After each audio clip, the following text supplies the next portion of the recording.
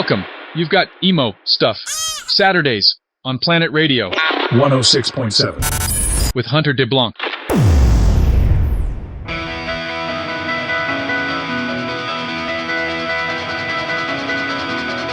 What the fuck is up, Denny's? I am here with Boys Like Girls at When We Were Young 2025. Guys, how are you doing? We all knew we got our nutrition now. We all proteined up. So good.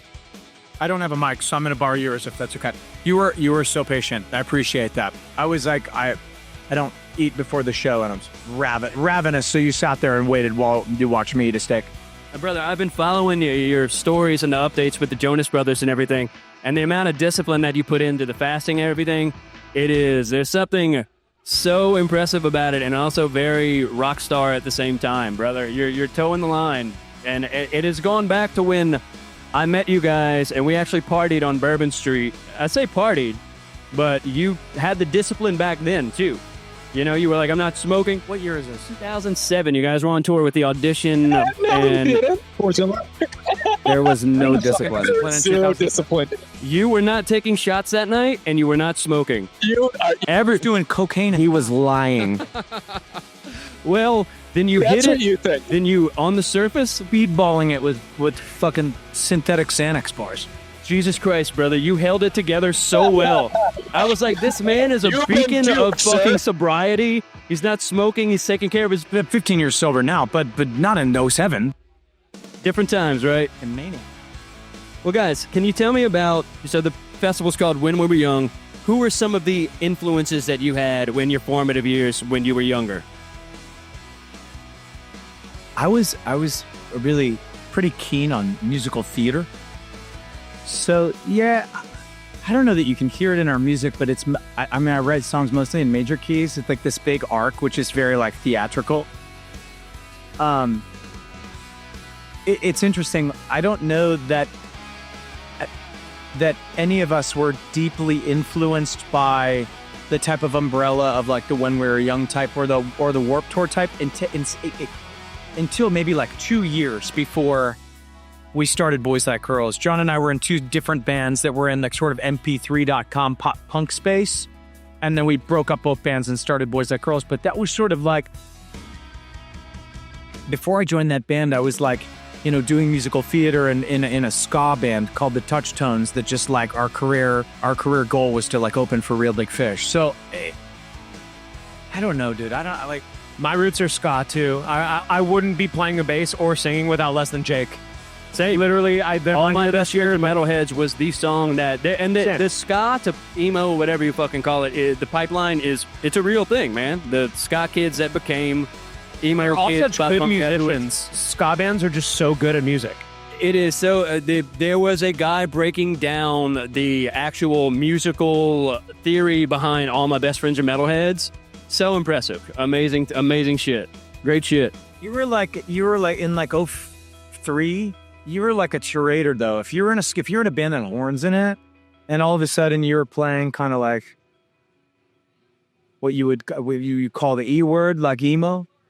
It was kind of like, you can't do that, right? Like, it was a different outfit. It was like checkered ties versus like, and Dickies, you know, versus like super skinny all black. It was a different Wave, and then that term. cross the line though. Like, you cross the line, you don't go back. You don't go back to skanking.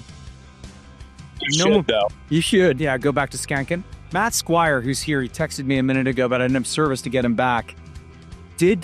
He did make a promise that when that first record went platinum, he would do a 5-song EP with the Touchtones for free. And I definitely know 100% that Dale and Dan are pretty keen.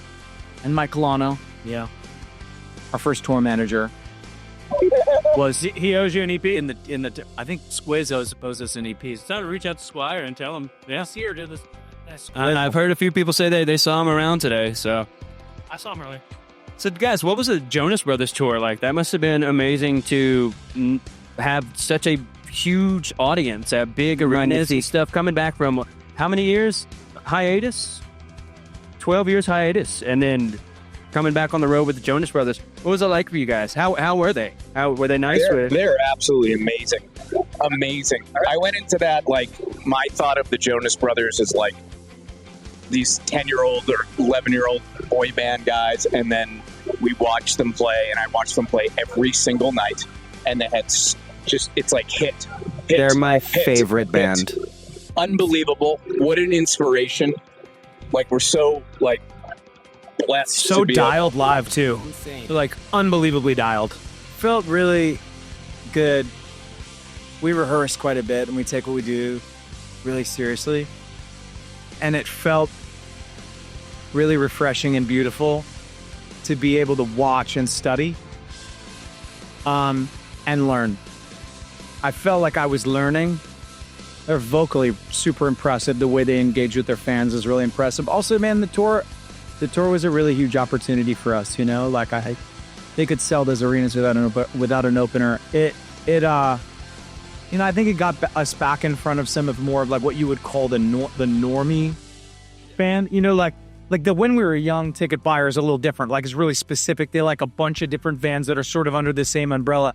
Jonas Brothers ticket buyer is sort of like, you know, they probably go to 2 shows a year, but they recognize some of our songs from maybe the radio, or they had a burnt CD in high school or something like that. It was a huge opportunity to be able to get in front of that person and remind them who we are, and, you know, like, maybe they only recognize 3 songs, but maybe that's enough to go back to the Spotify page or Apple Music or buy a ticket next year. And we're really grateful for that opportunity. And it felt awesome to, I don't know, their crew was really, really nice. I heard they're top of the line. They do. Really good looking, too. They did a lot to make us feel appreciated, seen, and understood. And that goes a long way, because I think that there's sort of a chain, like a long line of sort of opener abuse, right? They're like, you know, you kind of, we could use the catwalk and do whatever the fuck we want, right? Like, they're like, play your show. Yeah. You would do your free reign. It's not always like that. So it was they're just like not threatened. That's awesome. Yeah, because they're fucking amazing. They're fucking unbelievable. They're not threatened, and like, they don't give a shit. Well, I'm loving seeing how they've incorporated lots of people from what you would call the scene. But my whole thing about Boys Like Girls now is the music has evolved past any of those terms at this point. I love how, and forgive me if I'm wrong, that I hear some influences from the Night Game making its way into the Boys Like Girls music, and a lot of 80s influences, man. If I'm digging that 80s flair. You know, it's interesting. When I was doing the Night Game, people were calling it 80s. It was funny to me because I never listened to 80s music. My parents were way older. So, you know, they had me when they were 40, right? So I was listening to, like I said, I was listening to musical theater, but it was also like, you know, Simon and Garfunkel and the Traveling Wilburys and like Nancy Griffith. And it's interesting because it was way later in time, like almost like, you know, maybe when I was like 24, 25. What happened with me in the Night Game is I was like, I didn't want to chase. Like, I'd been writing songs for other people, so I was really chasing. Like, that's a very chasey. Yeah. And that's fine. You're playing a character. You're wearing like somebody else's like personality for the day, and then you could disconnect from it. With the Night Game, I didn't really want to do that, so I stopped listening to radio. I stopped streaming music, and I only listened to like I wasn't a vinyl guy growing up. We didn't have a CD player until way later. I was a cassette guy, so I was on Etsy buying lots of cassettes. Like, they call it a lot. Like, you get 300. It's not like a lot of them. Like a Publishers Clearinghouse deal? A lot. Like a cassette lot. 300 is a lot. And they'll send you 300 cassettes. I have like 4 duplicates of like, you know, like Peter Gabriel's So. You know what I mean? Like a 4 to me. It's Craig Reck. But I would listen to tapes, and maybe that found its way in because some of them were in the 1980s. I think when I hear that comment, the way, because it was funny, because with the Night Game, they're like, this sounds like Roxy Music and prefab Sprout. I was like, who's that? So, I don't know these yet. And Wang Chung, I'm like, okay, this is cool. Let me do some research. Wang Chung is like this. These bands are tight, you know. Like, this sounds like this Australian artist, like John Farnham, and I'm like, okay, Johnny Farnham. I spent 3 years in Australia performing, and my first week there, I played some Farnham. I'm like, who the fuck is John Farnham? And then I'm like, you know, you watch this video and you're like, it's incredible. You're actually kind of right. This guy's got the mullet. He's doing these, like, kind of really giving a, like, you know what I think it is?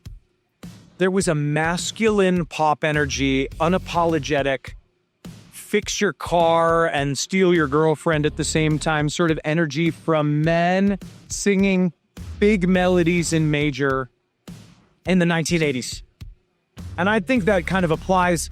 I understand this comment with the Night Game because it's like obviously it was a side project thing and a moniker for me.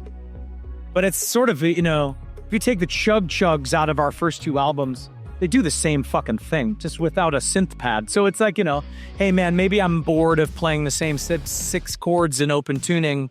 I need to buy a Juno. But it's, at the end of the day, dressed up a little differently, I think I could see a world where the Outfield was a Boys Like Girls song. And in the same capacity, Physical was a Night Game song. Didn't play. We tried it. We were like, guys, we're into it. It was like, let's send it. So, I don't know. I think it's like, when I think 80s. I think that was, yeah. I mean, I don't think that's a bad thing either, too. Like, it's real musical growth happened. When I hear 80s, though, I'm like, that's the arcing melody in major with like some turpentine and some muscle. Yeah, and it's awesome now. It's awesome. It's a real musical growth, and I think it was, an amazing project. But what do you guys have planned next? Are you just kind of riding the ride and seeing where it takes you next? We're going to do some more 80s music. It's going to be the most 80s. It's going to be the most 80s. So we're going to get a ska album as well from Boys Like... Yeah, where's Squire? Where are you, buddy? I could do the ska album for sure. So we formed in 2004. Our first record came out in 2006. Next year's 2026. We're announcing a tour soon. I'm really delighted about it. Really excited for going back out there, and we'll see what we end up doing on that tour. But hey, what year did the second record come out again? It was late 08, 09, so it'd be 20 and 18. Interesting. Do what you will with that information. But guys, thank you so much for chatting with me today, man. And Boys Like Girls, when we were young, fast. Thanks for your fish take on, bro.